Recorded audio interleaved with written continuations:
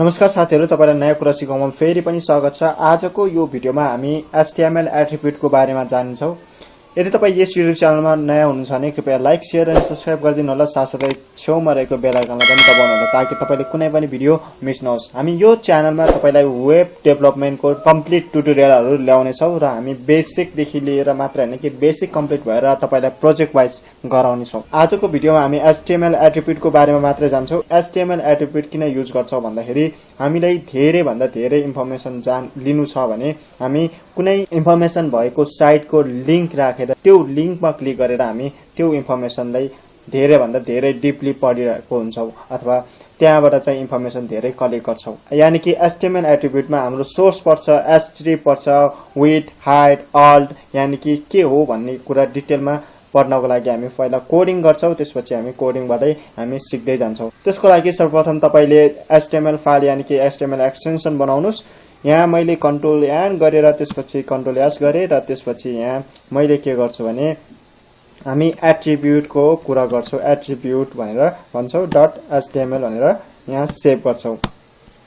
यहाँ सेभ गरिसकेपछि तपाईले HTML को सिन्ट्याक्स हाल्नुस्। त्यसपछि मैले यहाँ राखे र हामी गर्न जाँदै छौं एट्रिब्युट भनेर राख्छौं।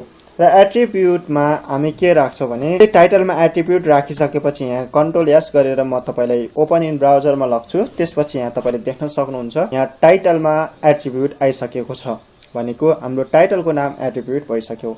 अब हामी एट्रिब्युट कहाँ युज गर्न सक्छौं, किन युज गर्न सक्छौं भन्दाखेरि हामी जस्तै कुनै इमेजहरु लिंक गर्नु पर्यो अथवा कुनै लिंकहरु चाहिँ राख्नु पर्यो भने हामी एट्रिब्युटको प्रयोग गर्छौं। यानी कि जस्तै मानौं प्याराग्राफमा हामी के राख्छौं भने अर्को href यानी कि एंकर ट्याग पनि भन्न सक्छौं। यसलाई href राख्छौं र wws मा के गर्छ भने हामी एउटाको लिंक राख्छौं। यसको लागि हामी के राख्छौं भने यी कान्तिपुरकै कुरा गर्छौं अथवा नयाँ कुरा सिकाउकै राख्छौं। यसमा हामी मानौ यसमा गयो र त्यसपछि नयाँ कुरा सिकाउ यसमा राख्यो र त्यसपछि यो लिंकलाई कपी पेस्ट गर्छौं। यो लिंकलाई जब href मा कपी पेस्ट गरेर राख्छौं र त्यसपछि हामीले यसमा चाहिँ नाम राख्छौं नयाँ कुरा सिकाउ भनेर अनि सेभ गर्छौं भने तपाईले यहाँ फेरि जानुस् गुगल क्रोममा अनि त्यसपछि गुगल क्रोममा यानी कि ब्राउजरमा गइसकेपछि यहाँ तपाईले रिफ्रेश गर्नुस्। यहाँ देख्न सक्नुहुन्छ नयाँ कुरा सिकाउ भनेको छ हाम्रो। यसमा जब क्लिक गर्नुहुन्छ यहाँ तपाईले देख्न सक्नुहुन्छ हाम्रो यो लिंकमा गइसकेको छ। यसरी चाहिँ हामीले एट्रिब्युटको मद्दत लिएर यानी कि एट्रिब्युट भनेको हाम्रो यहाँ तपाईले देख्न सक्नुहुन्छ href को कुरा गर्यो हामीले। href यानी कि एंकर ट्याग को राखेर यानी कि एंकर ट्यागमा हामीले यहाँ लिंक राख्यो र त्यसपछि हामीले नयाँ कुरा सिकाउ साइटमा गएर हामी धेरै भन्दा धेरै इन्फर्मेसनहरु चाहिँ नयाँ कुरा सिकाउको लिन सक्छौं। यो चाहिँ href को भयो। href एट्रिब्युट भन्न सक्छौं। यसलाई href एट्रिब्युट भनेर भन्न सक्छौं यसमा। अनि त्यसपछि अर्को भनेको हाम्रो सोर्स को पनि छ। सोर्स को हामी जस्तै इमेजहरु लिँदाखेरि पनि हामी सोर्स को src भन्न सक्छौं। src लाई हामी सोर्स भन्छौं। यो सोर्स को लिंकबाट पनि हामी इमेजहरु लिन सक्छौं। जस्तै मेरो यो फोल्डरमा हाम्रो जस्तै यहाँ तपाईले देख्न सक्नुहुन्छ मैले राइट क्लिक गरे त्यसपछि मैले ओपन कन्टेनिङ फोल्डर गर्दाखेरि चाहिँ हाम्रो के भेटाउन सक्छ भने यहाँ तपाईले देख्न सक्नुहुन्छ मेरो AA भन्ने इमेज छ। यो चाहिँ इमेज हो, जेपीजी फाइल इमेज हो। जस्तै मैले यो के गरे भने aa.jpg राखेर यसमा मैले सेभ गरे र त्यसपछि फेरि ब्राउजरमा गएर जस्तै यसमा ब्राउजरमा जानु परेन।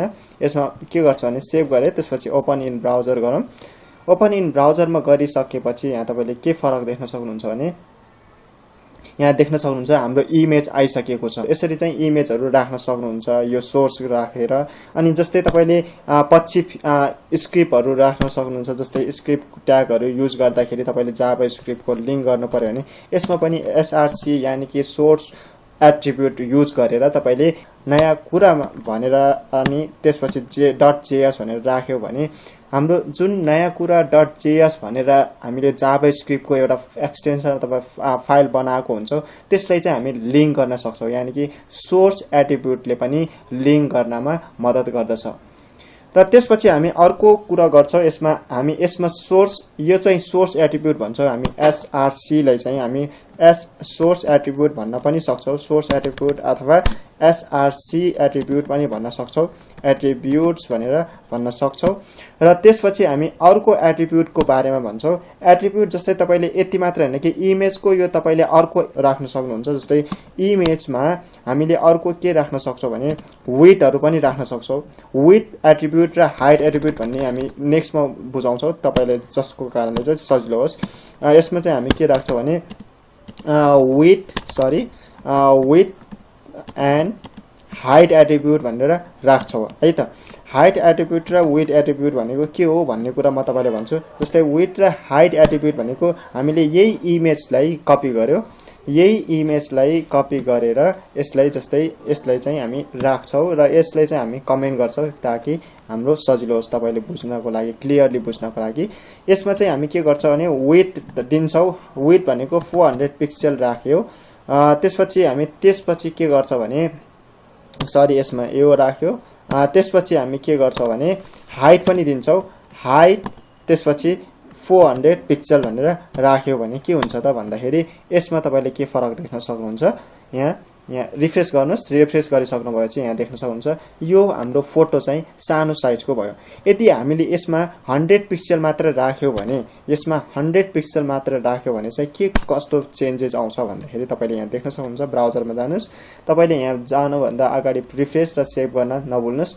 यहाँ देख्न सक्नुहुन्छ इमेज भनेको धेरै सानो भयो यसरी चाहिँ हामीले विड्थ र हाइट एट्रिब्युट प्रयोग गरेर हामीले इमेजको साइजहरु अनि हाइटहरु चाहिँ बढाउन घटाउन सकिन्छ साथसाथै हामी अर्को नेक्स्टमा जान्छौ जसको कारण चाहिँ जस्तै अल्ट भन्ने छ अल्ट एट्रिब्युट भन्न सकिन्छ जस्तै अल्ट एट्रिब्युट पनि भन्न सकिन्छ अर्को भनेको यो अल्ट एट्रिब्युट्सलाई चाहिँ हामी के भन्छौं भने जस्तै यो अल्ट एट्रिब्युट के को लागि काम गर्छ भने जस्तै तपाईको कुनै वेबसाइट बनाइसक्नु भएपछि तपाईले इमेजहरु युज गर्नुहुन्छ जस्तै हाम्रो यहाँ तपाईले देख्न सक्नुहुन्छ यहाँ नयाकुरा सिकाउमै जान्छौं हामी किनभने आफ्नै वेबसाइटमा जान्छौं र त्यसपछि म तपाईलाई देखाउँछु यहाँ इमेजमा मैले क्लिक गरे र यसमा क्लिक गरेपछि यहाँ तपाईले देख्न सक्नुहुन्छ मैले जब यो इमेजतिर होभर गर्छु यहाँ drop down menu bar using HTML and CSS भनेको अल्ट को काम हो यानी कि तपाईको गुगलले यो इमेज के राखिएको हो भनेर पढ्दैन गुगलमा तपाईले कुनै पनि वेबसाइट बनाइसकेपछि